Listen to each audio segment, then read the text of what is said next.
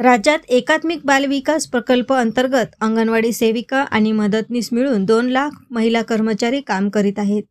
मात्र या महिला कर्मचाऱ्यांना अतिशय कमी मानधन देण्यात येत असल्याने त्यांची आर्थिक परिस्थिती अत्यंत बिकट झाली आहे। या महिला कर्मचाऱ्यांच्या मानधनात वाढ करण्यात यावी या मागणीसाठी अमरावती जिल्ह्यातील अंगणवाडी सेविका व मदतनीस यांनी जिल्हाधिकारी कार्यालयासमोर भव्य निदर्शने आंदोलन केले आहे।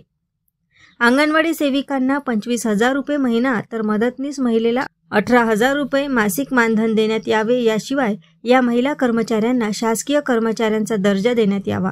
या मागणीसाठी अंगणवाडी सेविका आणि मदतनीस यांनी जिल्हाधिकारी कार्यालयाच्या मुख्य प्रवेशद्वारापुढे राज्य सरकार व केंद्र सरकारच्या विरोधात भव्य निदर्शने केली आहेत। आमचं आंदोलन आहे याच्यासाठी की आमच्या मागे शासनाच्या भरपूर योजनेचे कामं असतात आणि कोणती योजना आली तर ती अंगणवाडी मार्फत राबवल्या जाते आणि आमच्या मागे कामाचा व्याप हा एवढा वाढत असतो का आम्हाला आमचे मुलं शिकून आम्हाला त्या जबाबदाऱ्यासुद्धा पार पाडाव्या लागतात। त्या प्रमाणात आम्हाला मानधन दिल्या जात नाही।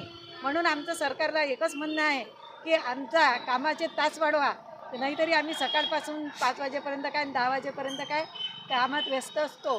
त्याच्यामुळे आम्हाला 8 तासाचं काम द्या, जेव्हा पुढं आम्हाला वेतन श्रेणीची मागणी करता येईल किंवा किमान वेतन आयोगात तरी आम्ही घेतल्या जाऊ।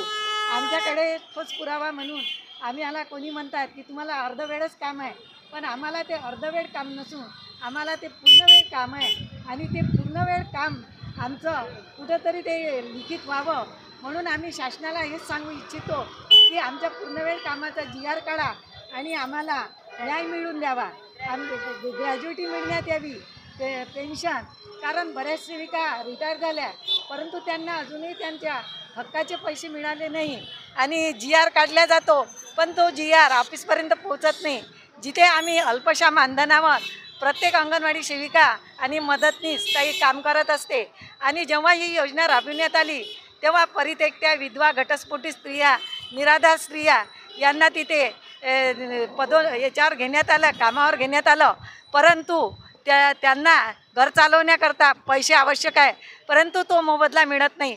10,000 ती बाई काय तिचं घर चालवणार आहे किंवा मदतनीस 5,000 काय तिच्या मुलांचं शिक्षण आणि घर चालवणार आहे। एकीकडे महिला सक्षमीकरण, महिलांचा सन्मान या योजना शासन राबवित असतो परंतु अंगणवाडीत महिलाच काम करीत असतात।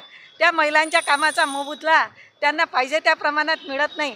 मग एकीकडे तुम्ही महिलांना सन्मान देता, महिलांच्या योजना राबवता, पण ज्या महिलांचा सन्मान केला जातो किंवा योजना ज्या महिलांकरता राबवण्यात येतात त्या योजना घरोघरी तळागाळातल्या लोकांपर्यंत पोहोचवण्याचे जे कोणी काम करत असेल तर ती आमची अंगणवाडी सेविका किंवा मदतनीस ताई करत असते आणि त्यांना ज्या मदतनीस ताई किंवा अंगणवाडी ताई शासनाच्या योजना लाभार्थ्यापर्यंत पोहोचवतात त्या योजना पोहोचवणाऱ्या ताईंच्याच मानधनाचा कुठं विचार केला जात नाही।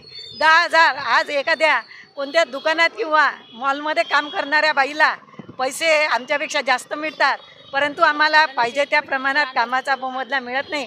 मी अंगणवाडी बालवाडी कर्मचारी युनियनतर्फे प्रकल्प चांदूर बाजारमधून अंगणवाडी सेविका रंजना कडू आपणास हाच इशारा देत आहे। जय हिंद, जय महाराष्ट्र। AS न्यूज महाराष्ट्रकरिता अमरावती येथून रुपालीसह अनिल साखरकर।